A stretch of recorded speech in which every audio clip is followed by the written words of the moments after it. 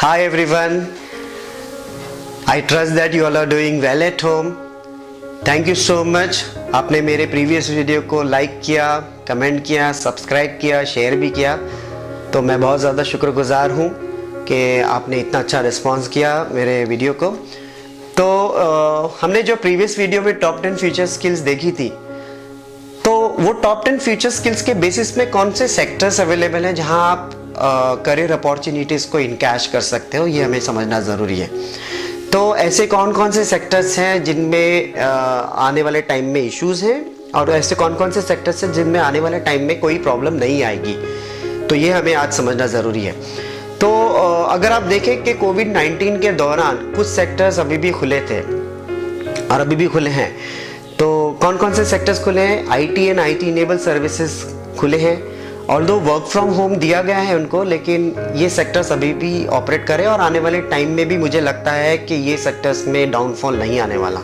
तो जो स्टूडेंट्स अपना करियर इंफॉर्मेशन टेक्नोलॉजी या इंफॉर्मेशन टेक्नोलॉजी रिलेटेड सर्विसेज में देखना चाहते हैं, तो उनके लिए कोई प्रॉब्लम नहीं है। ऑब्वियसली आपके लिए अपॉर्चुनिटीज़ बहुत अच्छी खुली हुई है। सेकेंड, आप देखेंगे कि ई कॉमर्स इंडस्ट्री जो है वो बहुत ज़्यादा बूम पे आ गया है। जैसे ये लॉकडाउन थोड़ा सा रिलैक्स हो रहा है, तो आप देखेंगे कि अमेजन, फ्लिपकार्ट और जितने भी ऑनलाइन प्रोडक्ट्स एंड सर्विसेज देने वाली एजेंसीज है, कंपनीज हैं, उन्होंने हायरिंग करना शुरू कर दिया है। Store supervisor, delivery agent, software development team and so on, इन्होंने बहुत ज़्यादा, इनफैक्ट इतना डिमांड बढ़ने वाला है कि उन्होंने बाहर की कंपनीज को रोप इन कर लिया है, इन्वॉल्व कर लिया है कि उनकी वो सर्विसेज लेंगे, और वो दे आर एक्चुअली फोरकास्टिंग के बहुत ज़बरदस्त ग्रोथ रहेगा ई कॉमर्स इंडस्ट्री में।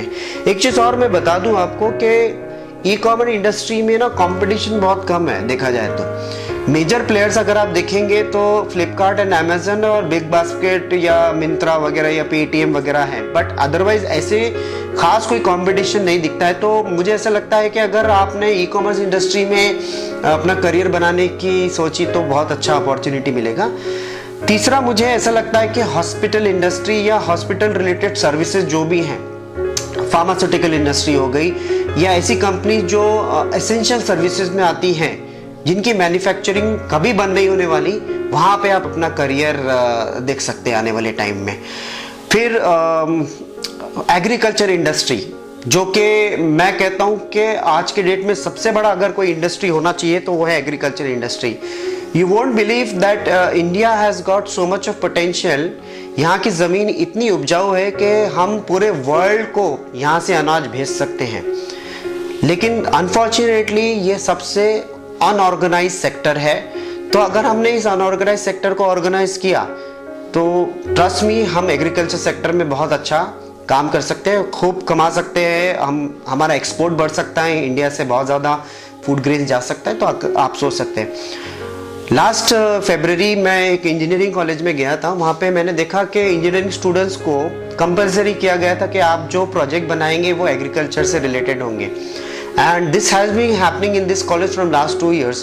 एंड इन फैक्ट कुछ इंजीनियरिंग स्टूडेंट्स ने इंजीनियरिंग प्रोजेक्ट्स को अप्लाई भी किया है प्रैक्टिकली फार्मर्स की फील्ड में, and they have got a great result. तो अगर आप अभी 3rd ईयर या फाइनल ईयर में हैं और अगर आप कोई अच्छा प्रोजेक्ट बनाना चाहते हैं, तो मेरा ये स्ट्रॉन्ग रिकमेंडेशन है कि आप एग्रीकल्चर सेक्टर को ध्यान में रख के अगर कोई अच्छा प्रोजेक्ट बनाएंगे तो आपके लिए ज़्यादा फ्रूटफुल रहेगा, and it has a great scope.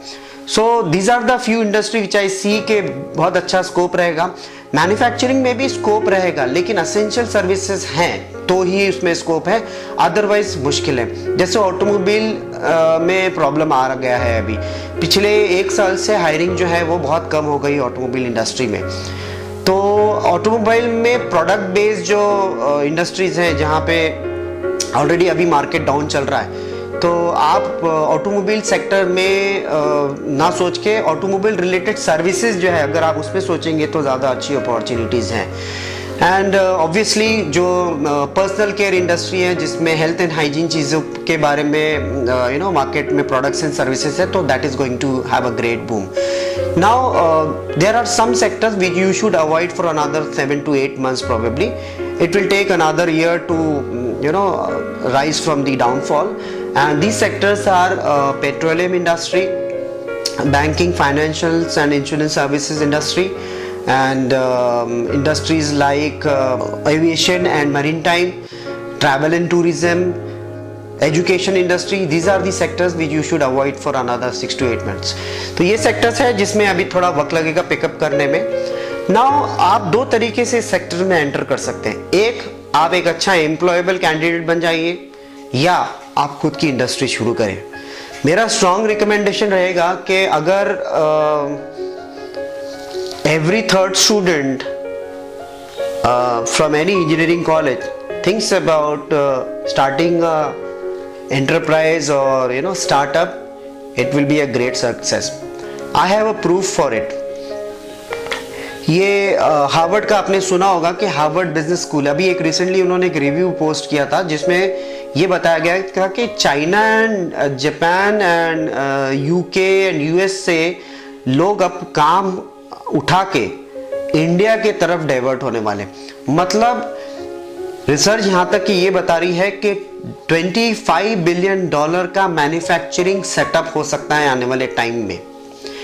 तो अगर 25 बिलियन का मैन्युफैक्चरिंग सेटअप हो सकता है आने वाले टाइम में, तो क्यों ना instead of looking for a job, why don't we look for a entrepreneurship program? Why don't we go for entrepreneurship? Why don't we look for a career in becoming an entrepreneur? बहुत simple है. आपको problem identify करना है, उससे related एक project बनाना है.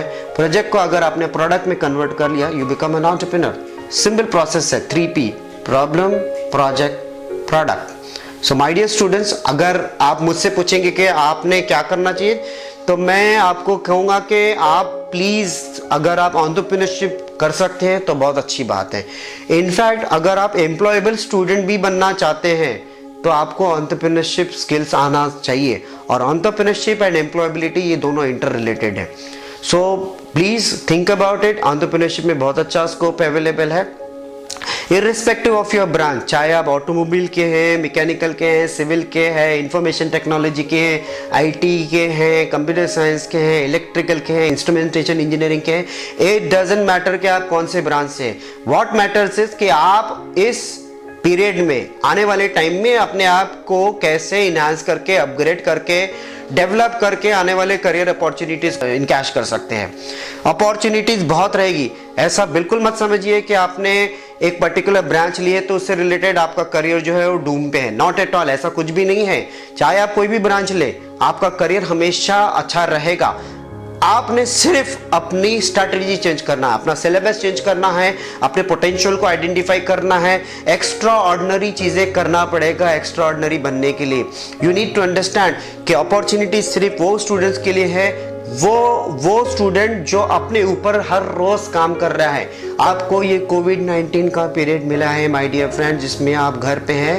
Please please please expose, explore, expand and explode. Expose yourself so that you can explore yourself. Explore yourself so that you can expand your thoughts. Once you expand your thought, you can explode anywhere. Expose, explore, expand and explode. This period is a great time to learn new skills, learn new technology, understand the next step, discard the previous syllabus, understand what is gonna happen and encash your future. My dear friends, while I was going through a lot of articles in the past 1 week, I got to know about two major words. One is covidient and one is covidiot.